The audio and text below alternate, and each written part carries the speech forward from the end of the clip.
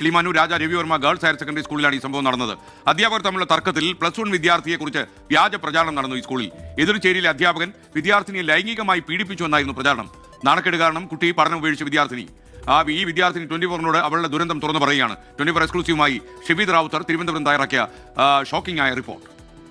കഴിഞ്ഞ ദിവസമാണ് പോക്സോ കേസിലെ പ്രതിയായ ഒരാളെ പ്രവേശനോത്സവ ചടങ്ങിൽ പങ്കെടുത്ത കാര്യം വിവാദമായത്. അതിന് പിന്നാലെ വളരെ ഗൗരവത്തിൽ കാണേണ്ട ഒരു വിഷയമാണിതെന്നുള്ള കാര്യത്തിൽ തർക്കമില്ല. ഇപ്പോൾ ആ പകപോക്കൽ നിരയായ ആ സ്കൂളിലെ +1 വിദ്യാർത്ഥിനി നമ്മളോടൊപ്പം ചേരുകയാണ്. ഈ കുട്ടി പ്രതിയായ ഒരാളല്ല, മുകേഷ് എം നായർ. അദ്ദേഹത്തിനെയാണ് ഈ പറയുന്ന സ്കൂളിലേക്ക് പ്രവേശനോത്സവത്തിന് വിളിച്ചത്.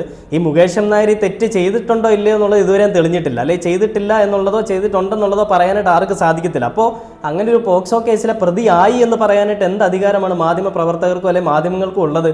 കഷ്ടമാണ് കേട്ടോ. ഒരാളെ കോടതി വിധിക്കണം അയാൾ കുറ്റം ചെയ്തിട്ടുണ്ടോ ഇല്ലയോ എന്നുള്ളത്. കോടതി പറയാത്ത പക്ഷം അയാളൊരു സാധാരണ ഒരു പൗരൻ തന്നെയാണ്.